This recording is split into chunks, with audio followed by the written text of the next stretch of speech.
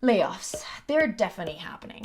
If you find yourself scared every time you find a new company laying off its employees, or if your company has already laid off some of its employees and you keep on wondering, am I going to be next? This video is for you because I will take you through some steps that I think everybody should take these days in order to feel more confident about their careers and just more secure in general. If we haven't met yet, hi, my name is Masha. I'm a career strategist helping you advocate for yourself and grow your career. So if you are not subscribed yet, hit that subscribe button right now. Like this video because it really helps with the algorithm, and leave a comment below if you have any questions on the topic. I will do my best to answer and address them all. So step number one is don't panic.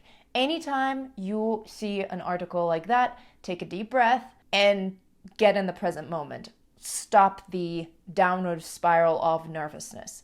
Once you get yourself back to normal, we'll proceed to step two, which is update your CV and LinkedIn. It's a great time. There's no better time than now, and not because layoffs are happening, but because in general, it's good to regularly refresh your CV, your resume, your LinkedIn with all the new things that you have done. And if you don't have a document already with all of the achievements, all of the experiences, all of the numbers that you're tracking in your work, start creating that today. So breathe in, right? Step one. And now we are going to create a document.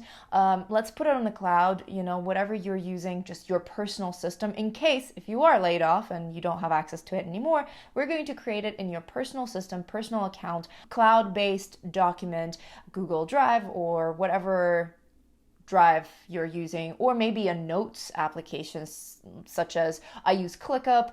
There's also Notion, Evernote, all of these different apps that are personal account and that hold all of this information in the cloud in case if you want to access it later down the line from an on-the-go device or from wherever. So we're creating a document and we're writing down all of the different things that you have achieved in your job, all of the different numbers. Try to remember things, go through your phone to remember all of the business trips or all of the projects that you have worked on, all of the things that you have been part of. As much information as possible you want to put into this document. And if you have ongoing projects right now that you know that the numbers will be interesting to record, basically start recording those numbers and regularly update that document as you go along. Now, once you have that document, filter it out to your CV, to your resume, to make sure that you have only the relevant stuff for the career path that you are on right now.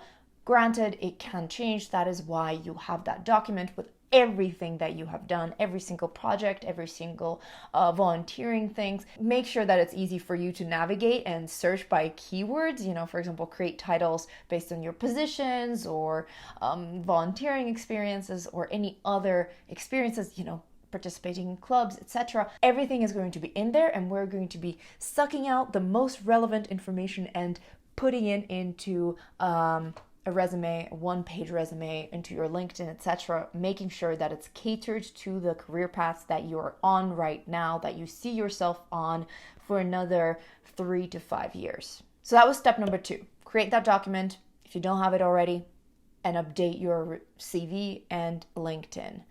Resume. I keep on getting confused which country uses CV, which one is resume, so do the thing. That is just general good practice at any point.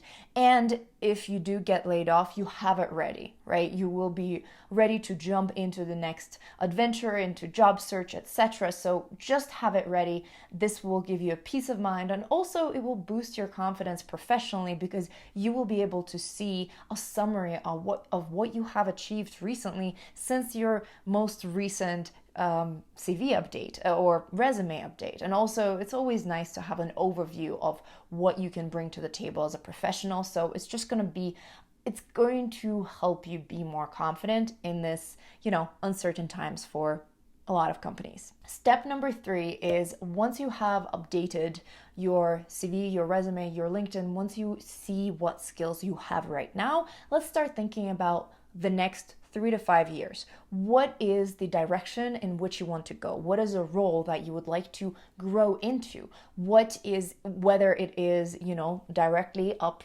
the career ladder that you're on, or if it's a diagonal transition. What is a role that you're aiming for? So let's think about that role. Let's find that role and understand what skills you need to build in order to get to that role. Granted, a lot of the skills that role will require are transferable skills that you already have, or you just need to tweak a little bit. So once you understand where you want to go and where you are, you'll be able to see the gaps that you need to start working on. So just prioritize all of those different skill gaps and start building those skills, because it's always good to improve yourself. It's always good to become more unique and understand what value you're bringing to the company. So it's, again, there's no better time to start that process than now. So just do a skill audit of what you need to, of where you want to go, and start building those skills. I have another video on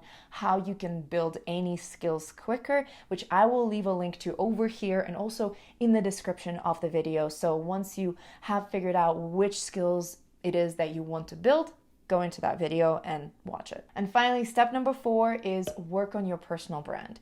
You might say, but why do I need a personal brand? I am not selling anything. I'm not a public figure, etc. You have a personal brand, whether you want it or not. And if you don't define it for yourself, others will define it for you. And it's always good to be in control of your personal brand, of how others perceive you, whether you are a public figure or not, right? Your personal brand is how people perceive you in your life, whether professional, personal, etc. But people will perceive you as something, so you might as well control it. Your personal brand consists of 3 different buckets. You have your performance, you have your image, and your network. Your performance at your current job, now this is going to be shocking for a lot of people, contributes to 10% of your professional success. Yes, only 10%. So if you're a very hard worker, that's great for you, and keep on doing that stuff, but you got to be more strategic about your image, so how people perceive you, what you come off as, and also your network. So the image counts for 30% of your personal brand or your, professional success, and the rest, 60%, is your network. So who do you know?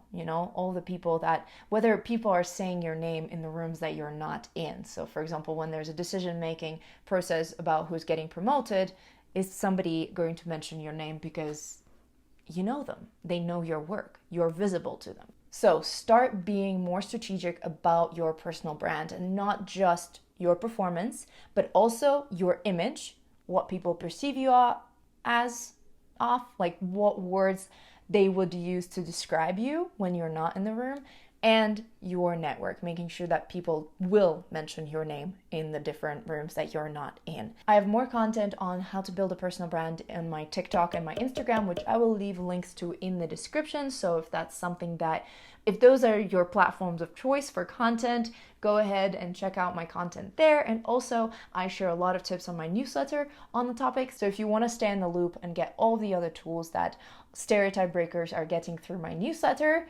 again, the link is in the description. And also over here, I'm going to see if I can add it here. All right, so those are the 4 steps that I would recommend anyone to take right now when it comes to controlling their career and navigating these uncertain times, because yes, layoffs are happening. However, I want to make sure that you are feeling confident about where you are in your career and that you are moving forward, right? Because this is not going to stop us.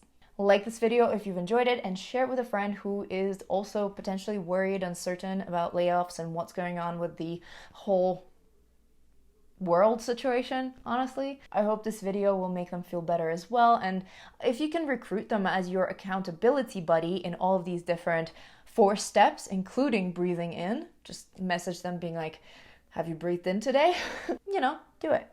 Accountability buddies are amazing. Subscribe to this YouTube channel if you haven't already, because a lot of career content is coming your way. I have so much planned, so many different ideas. And if you have any problems, anything that you're working through when it comes to your career, leave a comment below, or in the community tab, I will be looking out for all of your problems and regularly asking you for what challenges you're facing right now. So go ahead and check it out and share your challenges there, because I would love to create content that helps you solve these challenges. That's what I'm here for. We can also be friends on other social media. You can find me as Stereotype Breakers.